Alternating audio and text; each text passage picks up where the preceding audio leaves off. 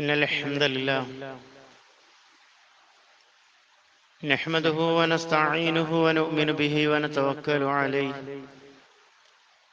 ونعوذ بالله من شرور أنفسنا ومن سيئات أعمالنا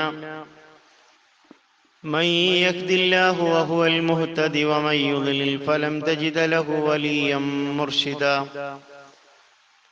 اللهم صل على محمد وعلى آل محمد كما صليت على إبراهيم وعلى آل إبراهيم اللهم بارك على محمد وعلى آل محمد كما باركت على إبراهيم وعلى آل إبراهيم إنك حميد مجيد أما بعد فإن خير الكلام كلام الله وخير الهدي هدي محمد صلى الله عليه وسلم وشر الأمور محدثاتها وكل محدثة بدعة وكل بدعة ضلالة أيها الإخوان والأخوات أوصيكم عباد الله وإياي أولا بتقوى الله أعوذ بالله من الشيطان الرجيم بسم الله الرحمن الرحيم قل إنني هداني ربي إلى صراط مستقيم دينا قيما ملة إبراهيم حنيفا وما كان من المشركين. വളരെ ബഹുമാന്യരായ സത്യവിശ്വാസി വിശ്വാസിനികളെ, നശ്വരമായ ഐഹിക ജീവിതത്തിൽ സൃഷ്ടാവും തമ്പുരാനും നിയന്താവുമായ അള്ളാഹുവിന്റെ നിയമ നിർദ്ദേശങ്ങൾ ജീവിതത്തിന്റെ എല്ലാ മേഖലകളിലും പാലിച്ച് നല്ല വിശ്വാസികളായി ജീവിതത്തെ ക്രമപ്പെടുത്തണമേ എന്ന് ആദ്യം എന്നെയും തുടർന്ന് നിങ്ങളെയും ഓർമ്മപ്പെടുത്തുന്നു, ഉത്ബോധിപ്പിക്കുന്നു, വസിയ്യത്ത് ചെയ്യുന്നു. അള്ളാഹുവിന്റെ ഇഷ്ടദാസന്മാരായി ജീവിക്കുവാനും അവനെ തൃപ്തിപ്പെട്ടുകൊണ്ട് ദുനിയാവിന്റെ ജീവിതത്തിൽ പ്രവർത്തനങ്ങളെ ക്രമപ്പെടുത്തുവാനും ഭാഗ്യം ലഭിക്കുന്ന മഹാഭാഗ്യവാന്മാരുടെ കൂട്ടത്തിൽ കാരുണ്യവാനായ നാഥൻ നമ്മെല്ലാവരെയും ഉൾപ്പെടുത്തി അനുഗ്രഹിക്കുമാറാകട്ടെ. സഹോദരങ്ങളെ, ആമുഖമായി ഓതിവെച്ച വിശുദ്ധ ഖുർആനിന്റെ സൂറ അൻആമിന്റെ 161 വചനമാണ്. പ്രസ്തുത വചനത്തിലൂടെ അന്ത്യപ്രവാചകനായ മുഹമ്മദ് റസൂലുള്ളാഹി സ്വല്ലല്ലാഹു അലൈഹി വസല്ലമയെ വിളിച്ചുകൊണ്ട്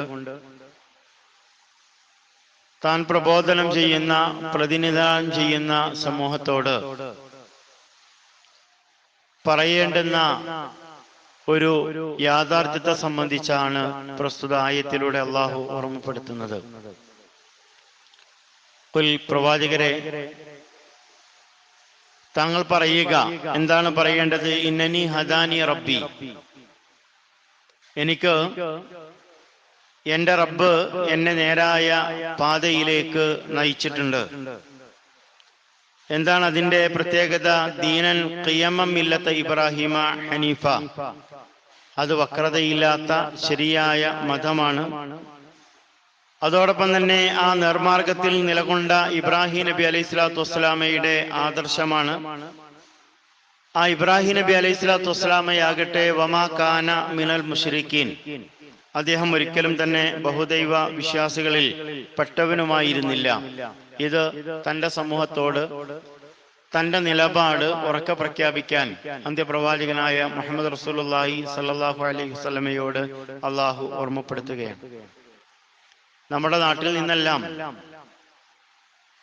ഇബ്രാഹിം നബി അലൈഹി സ്വലാത്തു വസ്സലാമയിലൂടെ അള്ളാഹു വിളിച്ച വിളിക്ക് ഉത്തരം നൽകി അള്ളാഹുവിന്റെ അതിഥികളായി അള്ളാഹുവിന്റെ പുണ്യ ഗേഹത്തെ ലക്ഷ്യമാക്കിക്കൊണ്ട് ഹാജിമാർ പുറപ്പെടുന്ന ഒരു സമയമാണ്. ഹജ്ജ് നമ്മളൊക്കെ ആഗ്രഹിക്കുന്ന ഒരു കാര്യമാണ്, നമ്മുടെ പ്രാർത്ഥനയിൽ ഉണ്ടായിരിക്കേണ്ടുന്ന ഒരു കാര്യമാണ്. ഈ വർഷം അതിന് ഭാഗ്യം ലഭിക്കാത്ത നമ്മളിൽ പെട്ട ആളുകൾക്ക്, അത് ആഗ്രഹിക്കുന്ന ആളുകൾക്ക് അടുത്ത വർഷങ്ങളിൽ ആ ഹജ്ജ് കർമ്മം അല്ലെങ്കിൽ ഇബ്രാഹിം നബി അലൈഹി സ്വലാത്തു വസ്സലാമയിലൂടെ അള്ളാഹു വിളിച്ച ആ വിളിക്ക് ഉത്തരം നൽകുവാനുള്ള ഭാഗ്യമുണ്ടാകട്ടെ എന്ന് ആമുഖമായി പ്രാർത്ഥിക്കുകയാണ്. ഇബാദത്തുകളുടെ ലക്ഷ്യം നമുക്കറിയാം. നമസ്കാരമാണെങ്കിലും സകാത്താണെങ്കിലും നോമ്പാണെങ്കിലും ഹജ്ജാണെങ്കിലും അതുമായി ബന്ധപ്പെട്ടുകൊണ്ടുള്ള ബലികർമ്മങ്ങളാണെങ്കിലുമൊക്കെ അവയുടെ ലക്ഷ്യം എന്ന് പറഞ്ഞത് അള്ളാഹുവിന്റെ സാമീപ്യം നേടിയെടുക്കുക എന്നതാണ്. ഇപ്പൊ ഹജ്ജിന് പോവാൻ ഭാഗ്യം ലഭിക്കാത്ത നമ്മെ സംബന്ധിച്ചിടത്തോളം ഒരു പ്രധാനപ്പെട്ട ഒരു കർമ്മമായി നമുക്ക് നടത്താവുന്ന ഒരു കർമ്മമാണ് ബലികർമ്മം എന്ന് പറയുന്നത്. ബലികർമ്മം ഒരു പ്രധാനപ്പെട്ട ഇബാദത്താണ്. പലപ്പോഴും നമ്മുടെ സമൂഹം അതിന് ആവശ്യമായ ഗൗരവം നൽകാറില്ല എന്നതാണ് പൊതുവെ നമ്മുടെ സമൂഹത്തെ, മുസ്ലിം സമൂഹത്തെ എടുത്ത് പരിശോധിക്കുമ്പോൾ നമുക്കൊക്കെ കാണാൻ കഴിയുന്നത്. കേരളത്തിലെ ഒരു വലിയ വിഭാഗം ആളുകൾ ഒരു നേർച്ച, ആ നേർച്ചക്ക് കാണിക്കുന്ന അല്ലെങ്കിൽ ഇസ്ലാം പഠിപ്പിക്കാത്ത ആ നേർച്ചയിൽ അവർ ബലിമൃഗങ്ങളെയൊക്കെ നൽകുന്ന ആ ഒരു ലാഘവം പോലും പലപ്പോഴും ബലികർമ്മത്തിൽ കാണാറില്ല എന്നതാണ് നമ്മുടെ കേരളത്തിന്റെ ആ മുസ്ലിങ്ങളുടെ ഒരു ചരിത്രം ഇങ്ങനെ വായിക്കുമ്പോൾ ബോധ്യപ്പെടുന്ന ഒരു കാര്യം എന്ന് പറയുന്നത്. യഥാർത്ഥത്തിൽ ബലികർമ്മം എന്ന് പറഞ്ഞത് ഒരു പ്രധാനപ്പെട്ട ഇബാദത്തായിട്ടാണ് അന്ത്യപ്രവാചകൻ മുഹമ്മദ് റസൂലുള്ളാഹി സ്വല്ലല്ലാഹു അലൈഹി വസല്ലമ നമ്മെ ബോധ്യപ്പെടുത്തുന്നത്. ചില സന്ദർഭങ്ങളിൽ ബലികർമ്മം എന്ന് പറഞ്ഞത് നിർബന്ധമാവാറുണ്ട്. ആ നിർബന്ധമാകുന്ന ഒരു സാഹചര്യം അത് ഹജ്ജുമായി ബന്ധപ്പെട്ടുകൊണ്ടാണ്. ഉംറ നിർവഹിച്ച് തഹല്ലുലായി വീണ്ടും ദുൽഹിജ്ജ 8-ന് ഇഹ്റാമിൽ പ്രവേശിക്കുന്ന ഒരു ഹാജിയെ സംബന്ധിച്ചിടത്തോളം ബലികർമ്മം എന്ന് പറഞ്ഞത് അത് നിർബന്ധമായ ഒരു കർമ്മമാകുന്നു എന്നാണ്. അതേപോലെ തന്നെ ചില സന്ദർഭങ്ങളിൽ അത് സുന്നത്താണ്, സുന്നത്ത് മുവക്കദായിട്ടുള്ള ഒരു സുന്നത്താണ്. അക്കീക്ക എന്ന് പറയുന്നത്, നമ്മളൊരു കുട്ടി പിറന്നാൽ അതിന്റെ പേരിൽ നൽകുന്ന ബലി. അതോടൊപ്പം തന്നെ ഉദ്ഹിയ്യത്തുമായി ബന്ധപ്പെട്ടുകൊണ്ട് അല്ലെങ്കിൽ ബലിപെരുന്നാളുമായി ബന്ധപ്പെട്ടുകൊണ്ട് നിർവഹിക്കുന്ന ബലികർമ്മം എന്ന് പറഞ്ഞത് ഒരു മുവക്കദായിട്ടുള്ള കഴിയാവുന്ന ആളുകളെല്ലാം നിർവഹിക്കേണ്ടുന്ന ഒരു പ്രധാനപ്പെട്ട ഇബാദത്താണ് എന്ന തലത്തിൽ നമ്മൾ അതിനെ മനസ്സിലാക്കണം എന്നതാണ്. അല്ലെ, നമ്മൾ അങ്ങനെയാണല്ലോ നിത്യവും പ്രാർത്ഥിക്കുന്നുണ്ട്. നമ്മുടെ 5 നേരത്തെ നമസ്കാരങ്ങളിൽ അള്ളാഹുവോട് നമ്മൾ നൽകുന്ന ഒരു ശപഥമുണ്ട്. എന്താണ് ആ ശപഥം? വജ്ജഹ്തു വജ്ഹിയ ലില്ലദീ ഫതറ സമാവാതി വൽ അർദ് ഹനീഫൻ മുസ്ലിമൻ വമാ കാന മിനൽ മുശ്രിക്കീൻ എന്ന് പറയുന്ന, അല്ലെങ്കിൽ വജ്ജഹ്തു വജ്ഹിയ ലില്ലദീ ഫതറ സമാവാതി വൽ അർദ് ഹനീഫൻ വമാ അന മിനൽ മുശ്രിക്കീൻ ഇന്ന സ്വലാത്തി വനുസുക്കി വമഹയായ വമമാതി ലില്ലാഹി റബ്ബിൽ ആലമീൻ ലാ ശരീക ലഹു വബിദാലിക ഉമിർതു വഅന മിനൽ മുസ്ലിമീൻ വഅന അവ്വലുൽ മുസ്ലിമീൻ. ഇങ്ങനെയൊക്കെ നമ്മൾ അതിന്റെ പ്രാരംഭ പ്രാർത്ഥനയിൽ പ്രാർത്ഥിക്കാറുണ്ട്. നമ്മളെ മുഖത്തെ തിരിച്ചിരിക്കുന്നു ആകാശഭൂമികളെ സൃഷ്ടിച്ച നാഥനിലേക്ക്. എങ്ങനെയാണ്? ഹൃജു മനസ്കനായിക്കൊണ്ടാണ്. എന്നിട്ട് നമ്മൾ പ്രഖ്യാപിക്കുന്നത് വമാ അന മിനൽ മുശ്രിക്കീൻ, ഞങ്ങൾ ഒരിക്കലും മുശ്രിക്കീങ്ങളിൽ പെട്ടവനല്ല. എന്നിട്ട് നമ്മൾ ദുനിയാവിന്റെ ജീവിതത്തിൽ നിർവഹിക്കുന്ന കർമ്മങ്ങളെ അള്ളാഹുവിന്റെ മുമ്പിൽ പറയാ. ഇന്ന സ്വലാത്തി, ഞാൻ നമസ്കരിക്കുന്ന എന്റെ നമസ്കാരം, വനുസുക്കി, എന്റെ ആരാധനാകർമ്മങ്ങൾ അല്ലെങ്കിൽ ബലികർമ്മങ്ങൾ, വമഹയായ, എന്റെ ജീവിതം, വമമാതി, എന്റെ മരണം, ലില്ലാഹി റബ്ബിൽ ആലമീൻ, ലോകരക്ഷിതാവായ തമ്പുരാനാണ്. ലാ ശരീക ലഹു, അവന് ഞാൻ ഒന്നിനെയും പങ്കു ചേർക്കുന്നില്ല. വബിദാലിക ഉമിർതു, ഞാൻ അങ്ങനെയാണ് കൽപ്പിക്കപ്പെട്ടിട്ടുള്ളത്, അല്ലെങ്കിൽ അവൻ എന്നോട് അങ്ങനെയാണ് കൽപ്പിച്ചിട്ടുള്ളത്. വഅന മിനൽ മുസ്ലിമീൻ, ഞാൻ മുസ്ലിങ്ങളിൽ പെട്ടവനാണ്. നമ്മൾ നമസ്കരിക്കുന്നത് പോലെ, മറ്റു ആരാധനാകർമ്മങ്ങൾ നിർവഹിക്കുന്നത് പോലെ കഴിയുമെങ്കിൽ നിർവഹിക്കേണ്ടുന്ന ഒരു ഇബാദത്താണ് ഏത് ബലികർമ്മം എന്ന് പറയുന്നത്, അല്ലെ? എന്റെ നമസ്കാരവും ആരാധനാകർമ്മങ്ങളും ബലികർമ്മങ്ങളും ഒക്കെ അതിന്റെ ഉദ്ദേശം എന്തായിരിക്കണം എന്ന് കൂടി ഈ പ്രാർത്ഥനയിലൂടെ നമ്മൾ അള്ളാഹുവിനോട് ഓർമ്മപ്പെടുത്തുന്നുണ്ട്. ഇന്നതാണ് ഇതിന്റെ ഉദ്ദേശം, എന്താണ്, ഒക്കെ നിനക്ക് വേണ്ടിയാണ് തമ്പുരാനെ എന്ന് നമ്മൾ പറയാറുണ്ട്, അല്ലെ? ആരെ അനുസ്മരിക്കുന്നു ബലികർമ്മങ്ങളിൽ? ആ ബലികർമ്മങ്ങളിൽ അനുസ്മരിക്കുന്നത് മഹാനായ ഖലീലുല്ലാഹി ഇബ്രാഹിം നബി അലൈഹി സ്വലാത്തു വസ്സലാമയുടെ ജീവിതമാണ്. ഇബ്രാഹിം നബി അലൈഹി സ്വലാത്തു വസ്സലാമയെ അള്ളാഹു വല്ലാതെ പരീക്ഷിച്ച, അള്ളാഹു ഇഷ്ടപ്പെട്ട ആളുകൾക്കാണ് ഏറ്റവും നല്ല പരീക്ഷണങ്ങൾ ഉണ്ടാവുക എന്നതിന്റെ ഏറ്റവും വലിയ ഉദാഹരണമാണ് ഖലീലുല്ലാഹി ഇബ്രാഹിം നബി അലൈഹി സ്വലാത്തു വസ്സലാം.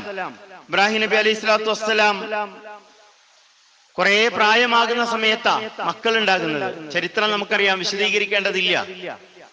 അങ്ങനെ തനിക്ക് ഉണ്ടായ മകൻ, ആ മകനെ ആരുമില്ലാത്ത ഒരു സ്ഥലത്തേക്ക് കൊണ്ടുപോയി ആക്കുവാൻ ഇബ്രാഹിം നബി അലൈഹി സ്വലാത്തു വസ്സലാമയോട് വിജനമായ വെള്ളമില്ലാത്ത പ്രദേശത്ത് കൊണ്ടുപോയി ആക്കി തിരിച്ചു വരാൻ വേണ്ടി കൽപ്പിക്കണം. തിരിഞ്ഞു നോക്കുക പോലും ചെയ്യരുത്. നോക്ക് നിങ്ങള്, എന്തൊരു പരീക്ഷണം, എന്തൊരു പരീക്ഷണമാണ്. എന്നാൽ ഇബ്രാഹിം നബി അലൈഹി സ്വലാത്തു വസ്സലാം അങ്ങനെ ആ മകനെ അതേപോലെ തന്നെ തന്റെ പ്രിയപ്പെട്ടവളെയും അവിടെ കൊണ്ടുപോയി, അല്ലേ, പ്രാർത്ഥിക്കുന്നുണ്ട്. നിന്റെ ഗേഹത്തിങ്കൽ കൊണ്ടുപോയി ആക്കിയിട്ടുണ്ട്. ഇന്ദ ബൈത്തിക്കൽ മുഹറം. അവിടുത്തെ അവസ്ഥ എന്താണ്?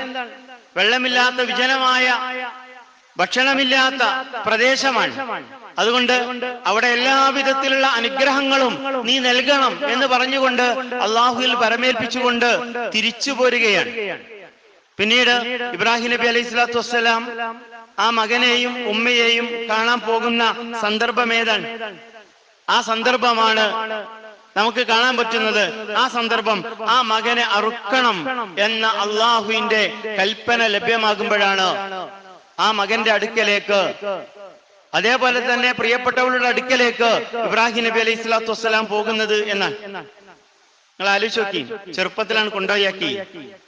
എന്നിട്ട് ആ കുട്ടിയെ ബലിയറുക്കണം എന്ന കൽപ്പനയുമായിട്ട് ആ കുട്ടിയുടെയും ഉമ്മയുടെയും അടുക്കലേക്കാണ് ഇബ്രാഹിം നബി അലൈഹി സ്വലാത്തു വസ്സലാം ചെല്ലുന്നത്. ആ പിതാവ് അത് പറയുമ്പോ അത് കേൾക്കുന്ന മകന്റെ പ്രതികരണം ഒക്കെ നിങ്ങൾ വിശുദ്ധ ഖുർആൻ കൃത്യമായി പറഞ്ഞു. ഫലമ്മ ബലഗ മഅഹു സഅയ. തന്നെ സഹായിക്കാനാകുന്ന സമയത്താണ്, തന്നെ ജോലികളിൽ ഏതെങ്കിലുമൊക്കെ തരത്തിൽ തന്നെ സഹായിക്കാനാകുന്ന സമയത്ത് ഖാല യാ ബുനയ്യ, ഇബ്രാഹിം നബി അലൈഹി സ്വലാത്തു വസ്സലാം മകൻ ഇസ്മായിൽ നബി അലൈഹി സ്വലാത്തു വസ്സലാമയുടെ അടുക്കൽ ചെന്നുകൊണ്ട് പറയാ, യാ ബുനയ്യ, പൊന്നുമോനെ, അറാഫിൽ മനാം, എനിക്ക് സ്വപ്ന ദർശനം ലഭ്യമായിട്ടുണ്ട്, ഞാൻ സ്വപ്നത്തിൽ കണ്ടിട്ടുണ്ട്. എന്താണ്? അന്നി അദ്ബഹു, നിന്നെ അറുക്കണം എന്നതാണ്. അള്ളാഹുവിന്റെ കൽപ്പന വന്നിട്ടുണ്ട്. മാത്രല്ല ഫൻദുർ മാദാ തറ, എന്താ മോനെ നിന്റെ അഭിപ്രായം എന്താ? അള്ളാഹുവിന്റെ കൽപ്പനയാണ്. ആ കൽപ്പന നടപ്പിലാക്കണമെന്ന ഉദ്ദേശത്തോടു കൂടിയാണ് ഞാൻ വന്നിട്ടുള്ളത്. അതുകൊണ്ട് ഫൻദുർ മാദാ തറ, എന്താ നിന്റെ അഭിപ്രായം? ആ മകൻ ഒന്നുപോലും ആലോചിക്കുന്നില്ല, മറുപടി കൊടുക്കുന്നുണ്ട്. ഖാലയ അബതി, എന്റെ പൊന്നു പിതാവേ, ഇഫ്അൽ മാ തുഅ്മർ, നിങ്ങളോട് എന്താണോ രക്ഷിതാവ് കൽപ്പിച്ചതെങ്കിൽ ആ കൽപ്പന നിങ്ങൾ നിർവഹിക്കുക. സതജിദുനി, നിങ്ങൾക്ക് എന്നെ കാണാം ഇൻഷാ അല്ലാഹ്, അള്ളാഹു ഉദ്ദേശിക്കുകയാണെങ്കിൽ മിനസ്വാബിരീൻ, ക്ഷമാലുക്കളിൽ കണ്ടെത്താൻ കഴിയും എന്നതാണ്. നിങ്ങൾ പ്രിയപ്പെട്ടവരെ, ഒരു കുടുംബ സംവിധാനം എങ്ങനെയായിരിക്കണം എന്നതിന്റെ ഏറ്റവും മഹിതമായ ഉദാഹരണം ഇബ്രാഹിം നബി അലൈഹി സ്വലാത്തു വസ്സലാമയുടെ ആ ചരിത്രത്തിൽ നമുക്ക് വായിച്ചെടുക്കാൻ കഴിയും.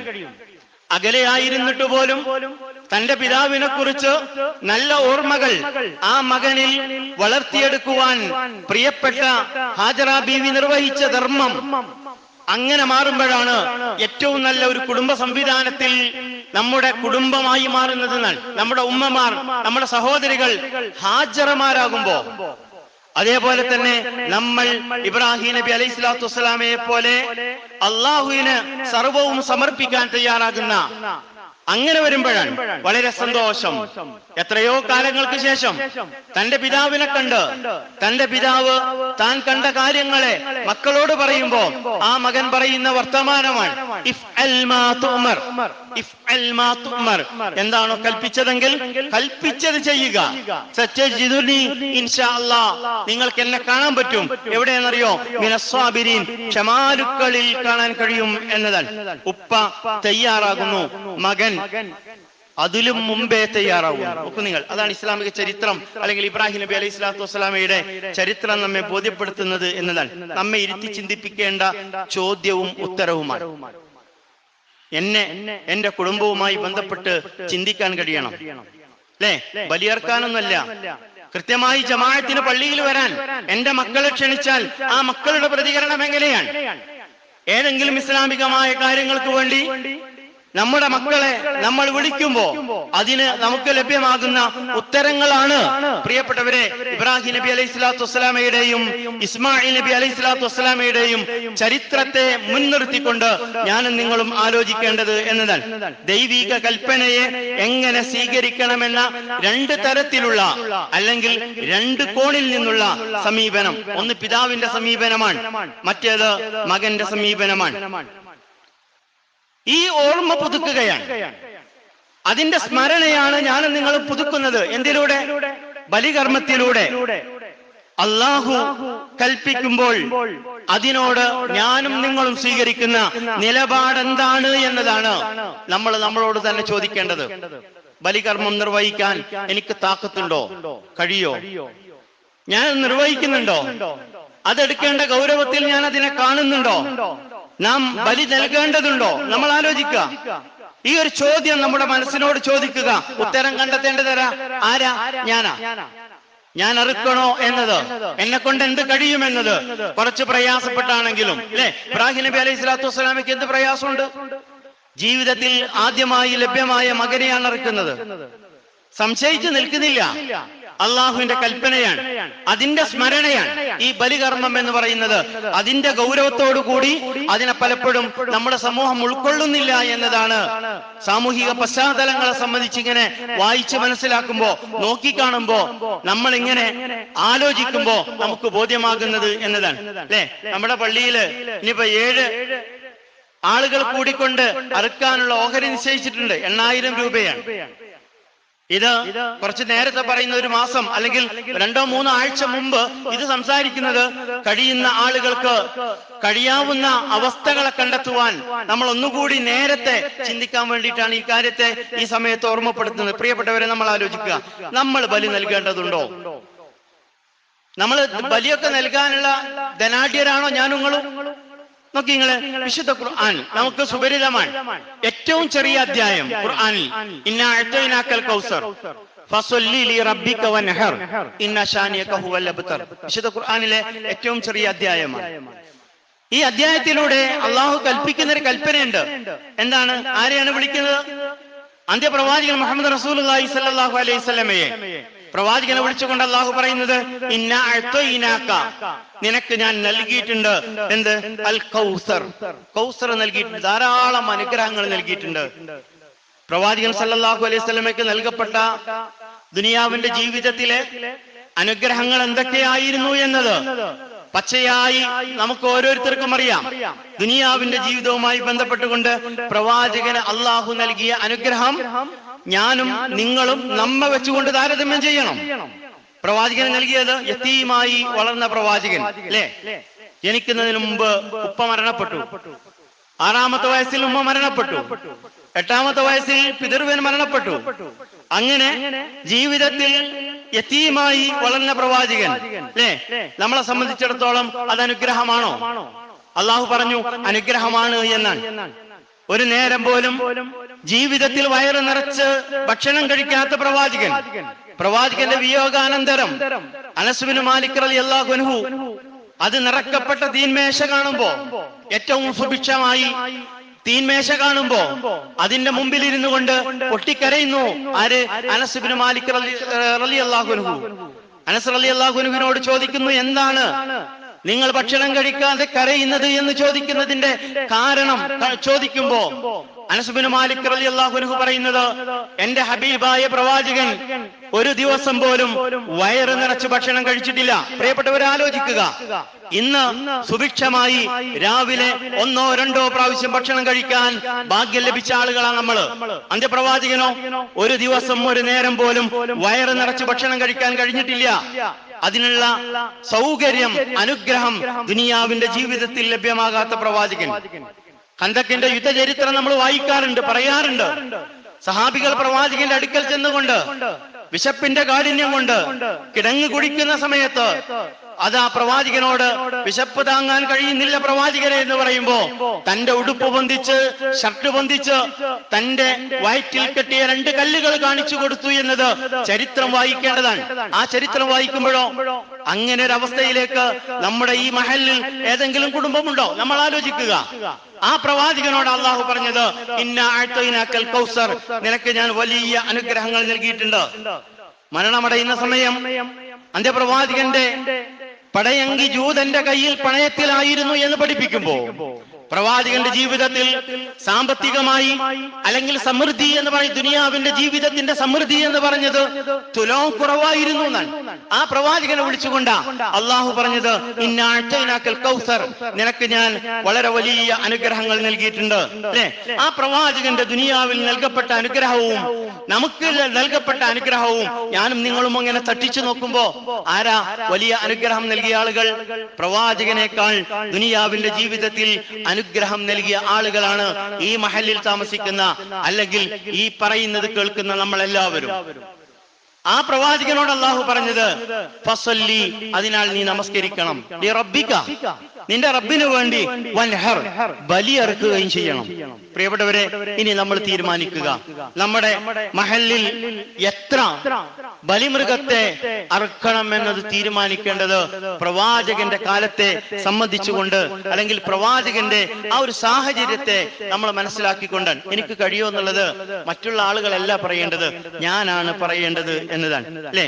ഒരു ഓഹരി ചേർന്നെങ്കിലും സന്നദ്ധത പ്രകടിപ്പിക്കേണ്ടതുണ്ട് എന്നാണ് അള്ളാഹുവിന്റെ പ്രവാചകന്റെ ചരിത്രം വായിക്കുമ്പോ, പ്രവാചകനോടുള്ള കൽപ്പന വായിക്കുമ്പോ നമുക്ക് കാണാൻ കഴിയുന്നത് എന്നതാണ്.